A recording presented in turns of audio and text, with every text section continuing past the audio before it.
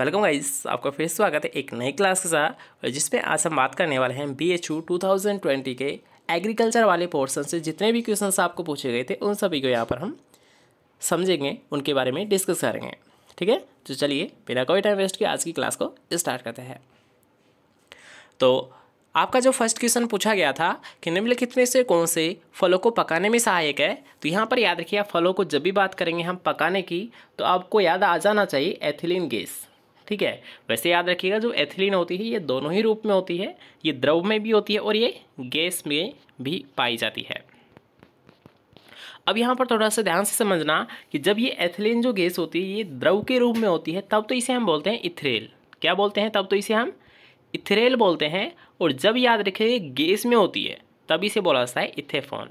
क्या बोलते हैं? इथेफॉन। ठीक है, तो यहाँ पर थोड़ा सा ध्यान रखना है आपको कि जब ये द्रव में रहती है तब इसे हम बोलते हैं इथेरेल और जब ये गैस में होती है तब इसे हम बोलते हैं इथेफॉन। ठीक है, याद रख पाओगे। चलिए नेक्स्ट क्वेश्चन की यहाँ पर बात कर लेते हैं, जिसमें आपको पूछा गया कि पौधों में जिंक की उपलब्धता किस पीएच पर अधिक समस्या हो जाती है। समस्या का मतलब यहाँ पर उस कंडीशन से लिया गया है जब ये पौधों को प्राप्त नहीं हो पाता है। तो इसके लिए याद रखिएगा अगर आपको पूछा जाता है जिंक, तो जिंक याद रखिएगा 7 से पीएच कम होगा तो ये पौधों को प्राप्त होगा, लेकिन जैसे ही पीएच 7 को क्रॉस कर देगा या फिर 7 से अधिक हो जाएगा तो ऐसी कंडीशन में क्या होता है, ये पौधों को प्राप्त नहीं हो पाता है। तो बस आपको यहाँ पर याद रखना है कि जब भी पीएच 7 से अधिक होगा तो ये पौधों के लिए समस्या बन जाएगी, मतलब पौधों को प्राप्त नहीं हो पाएगा। लेकिन अगर 7 से पीएच कम है तो ये पौधों को आसानी से प्राप्त हो जाएगा। ठीक है, चलिए नेक्स्ट क्वेश्चन की यहाँ पर बात करेंगे कि डीएपी में फास्फोरस किस रूप में पाया जाता है। फास्फोरस का रूप पूछा गया है, मतलब फॉर्म आपको पूछी गई फास्फोरस डीएपी में किस रूप में होता है। तो ये तो आसानी से आप हल कर सकते थे, क्योंकि आपको ये तो पता होगा कि डीएपी की फुल फॉर्म क्या होती है, इसका पूरा नाम क्या होता है, डाई अमोनियम फास्फेट। मतलब फास्फोरस किस रूप में है, फास्फेट रूप में है। आसानी से आप बता सकते थे। ठीक है, तो फास्फोरस होता है फास्फेट रूप में। नेक्स्ट क्वेश्चन के यहाँ पर बात करेंगे निम्नलिखित में से कौन सा हल डिस्क एंगल है।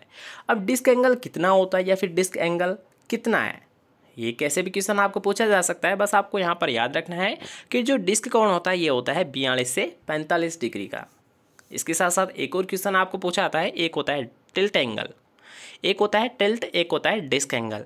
तो डिस्क यहाँ पर आपको दे रखा है 42 से 45 डिग्री का होता है और टिल्ट एंगल अगर आपको पूछता है तो आप क्या बताओगे, 15 से 25 डिग्री का होता है। अब इन दोनों में आप कंफ्यूज ना हो, आपको कैसे याद रखना है, तो इसके लिए एक शॉर्ट मेथड आप देख लीजिए या फिर एक डायग्राम का आपके माइंड में सेट कर लीजिए कि जो डिस्क होती है वो इस प्रकार की होती है। मान लीजिए ये हमारी ज़मीन की सरफेस है तो ऐसी डिस्क होती है। ठीक है, जब भी आपने देखा होगा डिस्क तो ऐसे तरीका का आपका देखा होगा, तो ये पूरी होती है, ये डिस्क होती है। लेकिन अगर हम बात करते हैं टिल्ट, तो टिल्ट याद रखिए केवल छोटी सी होती है, मतलब इस टाइप की होती है। अब यहाँ पर आप एक देख सकते हो कि डिस्क तो बहुत बड़ी है। समझने की कोशिश करिए कि ये जो दे रखा है ऊपर वाला सरफेस, मतलब यहाँ से लेकर यहाँ तक का, ये तो है डिस्क और ये बीच वाला जो पोर्शन है मात्र ये होता है टिल्ट। तो आप यहाँ पर अंदाज़ा लगा सकते हो कि जो टिल्ट है ये डिस्क से कम होगा हमेशा।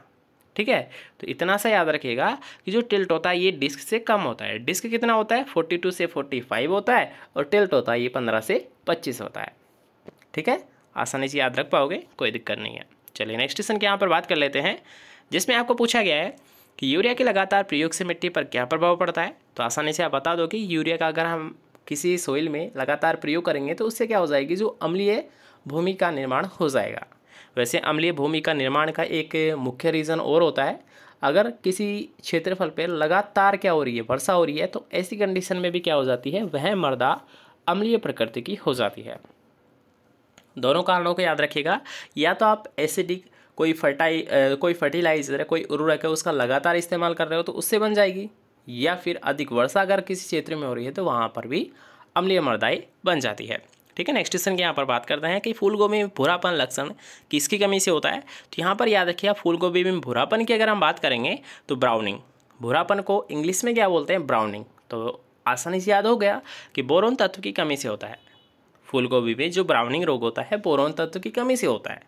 मोलिब्डेनम आप जानते होंगे, मोलिब्डेनम होता है मतलब इसमें जो वीपटेल रोग होता है फूलगोभी में वो होता है मोलिब्डेनम की कमी से। ठीक है, ये भी अक्सर आपको एग्जाम में पूछ लिया जाता है, तो इसका भी आपको ध्यान रखना है।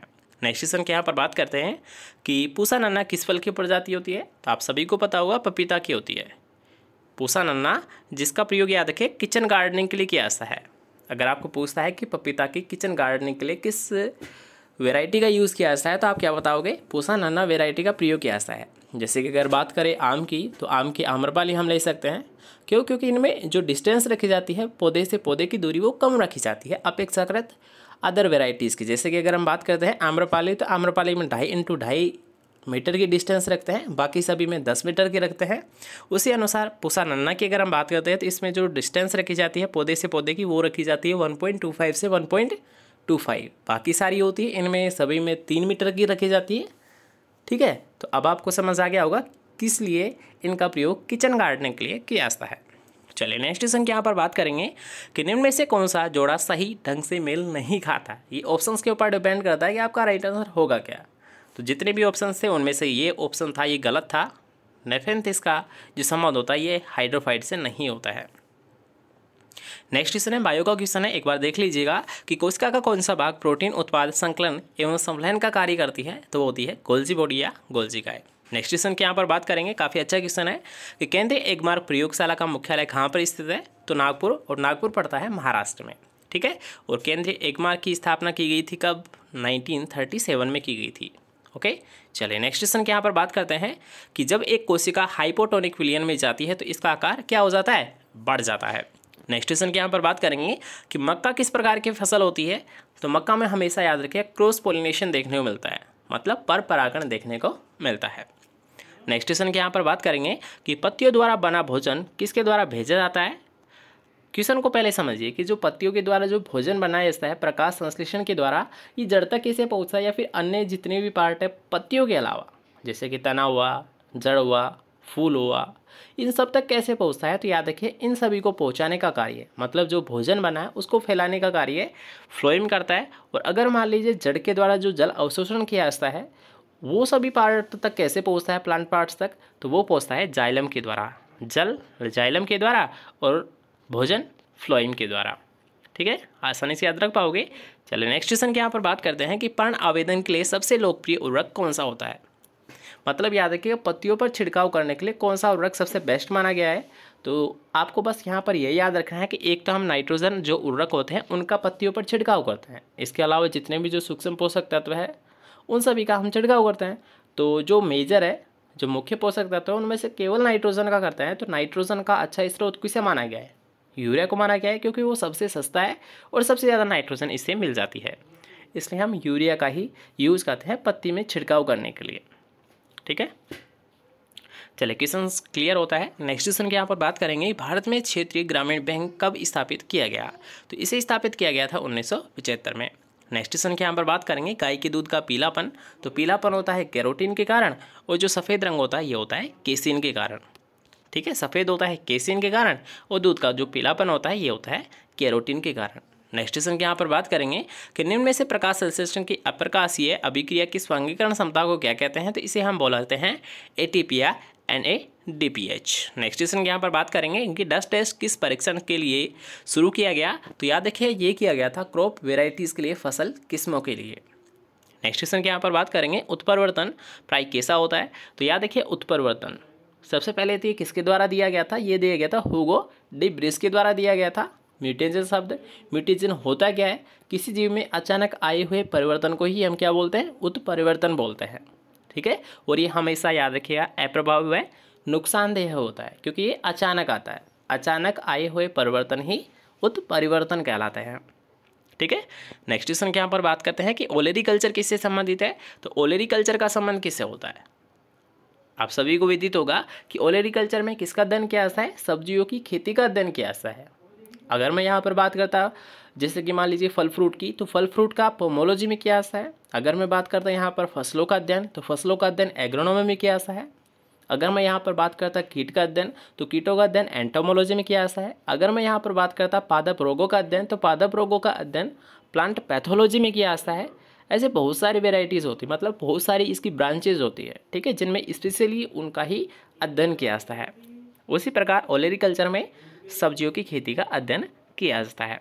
नेक्स्ट क्वेश्चन यहाँ पर बात करते हैं कि एक ग्लूकोज के ऑक्सीकरण के सिट्रिक एसिड चक्र के दौरान कितने एटीपी नेट प्राप्त होते हैं? तो ये प्राप्त होते हैं 24। नेक्स्ट क्वेश्चन यहाँ पर बात करेंगे, काफ़ी अच्छा क्वेश्चन है कि जो डस्ट टेस्ट होता है इसके हम पहले ही बात कर चुके हैं फसल किस्मों के लिए क्या आता है, लेकिन अब यहाँ पर याद रखना है कि इंटरक्रॉपिंग है ये क्या होती है। बहुत सारी आपने पढ़ी होगी, जैसे कि रिले क्रॉपिंग आपने देखी होगी, सोलो क्रॉपिंग आपने देखी होगी, मोनोकल्चर आपने देखा होगा। उसी टाइप से यहाँ पर पूछा गया इंटरक्रॉपिंग क्या है। तो यहाँ पर याद रखिए 2 या 2 से अधिक फसलों को निश्चित पंक्ति में उपज लेना ही क्या कहलाता है? इंटरक्रॉपिंग कहलाता है। याद रखना 2 या 2 से अधिक फसल हम ले रहे हैं और एक निश्चित पंक्ति में ले रहे हैं। जैसे कि अगर मैं बात करूं यहाँ पर इंटरक्रॉपिंग का एग्जांपल, तो आप सरसों और गेहूं को ले सकते हो, जिसमें सरसों की केवल 1 पंक्ति रखते हैं, गेहूं की 9 पंक्तियां रखते हैं। मतलब गेहूं की 9 पंक्तियों के साथ केवल सरसों की 1 पंक्ति लेना है क्या कहलाता है? इंटरक्रॉपिंग कहलाता है। मतलब एक निश्चित पंक्ति में हम ले रहे हैं। ठीक है, चलिए नेक्स्ट क्वेश्चन की यहाँ पर बात करते हैं, जिसमें आपको पूछा गया भैंस का औसत गर्भधारण की अवधि कितने दिन की होती है। तो यहाँ पर याद रखिए गर्भधारण पूछा गया है, किसका पूछा गया है? भैंस का पूछा गया है। तो भैंस का गर्भधारण की अवधि होती है 310 दिन। लेकिन अगर यहाँ पर आपको पूछता है गाय का, तो गाय का होता है 281 दिन, मतलब 281 दिन। ठीक है, याद रखिएगा। नेक्स्ट क्वेश्चन के यहाँ पर बात करेंगे कि गोल्डन चावल किस लिए जाना जाता है। तो याद रखिए गोल्डन चावल में क्या होता है? विटामिन ए की अधिकता पाई जाती है। मतलब विटामिन ए है इसमें प्रचुर मात्रा में पाया जाता है, अच्छी मात्रा इसकी पाई जाती है इसमें। और विटामिन ए में भी कौन सा? Beta carotene. बीटा कैरोटीन की अधिकता पाई जाती है। ठीक है, नेक्स्ट क्वेश्चन के यहाँ पर बात करेंगे कि मवेशी में एंथ्रेक्स रोग किसके द्वारा होता है। तो याद रखिएगा जब भी बात करेंगे एंथ्रेक्स तो आपको याद आ जाना चाहिए बेसिलस एंथ्रेसिस। कौन सा? बेसिलस एंथ्रेसिस नामक जीवाणु। जीवाणु मतलब बैक्टीरिया के द्वारा होता है ये रोग। इसके साथ साथ एक और पॉइंट आपको बताया गया था इसके बारे में कि जब भी बात करेंगे हम एंथ्रेक्स की, तो एंथ्रेक्स क्या होता है? पशुओं से मनुष्य में फैल सकता है। क्या कर सकता है? पशुओं से मनुष्य में फैल सकता है। इसलिए इसमें कभी भी हम पोस्टमार्टम नहीं करते हैं। ठीक है, याद रखना। नेक्स्ट क्वेश्चन की यहाँ पर बात करेंगे एसआरआई कल्टीवेशन किससे संबंधित है। मतलब कौन सी फसल ऐसी है जिससे एसआरआई संबंधित है। तो अगर इसकी आपको फुल फॉर्म भी पता थी तो आप आसानी से इसका राइट आंसर बता सकते थे। मतलब सिस्टम ऑफ राइस इंटेंसिफिकेशन। क्या होती है इसकी फुल फॉर्म? एसआरआई की सिस्टम ऑफ राइस इंटेंसिफिकेशन। बीच में राइस आ रहा है तो आप आसानी से पता लगा सकते थे इसका जो संबंध होता है ये होता है धान या राइस से इसका संबंध होता है। नेक्स्ट क्वेश्चन के यहाँ पर बात करेंगे कौन सी फसल हरी खाद के लिए प्रयोग होती है। तो यहाँ पर याद रखिए हरी खाद की हम बात कर रहे हैं तो ढैंचा।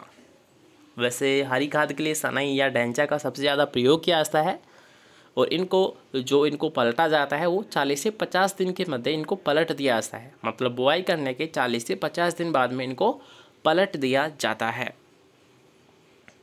ठीक है, नेक्स्ट क्वेश्चन की यहाँ पर बात करेंगे जिसमें आपको पूछा गया है सहसंबंध गुणांक का रेंज क्या होता है।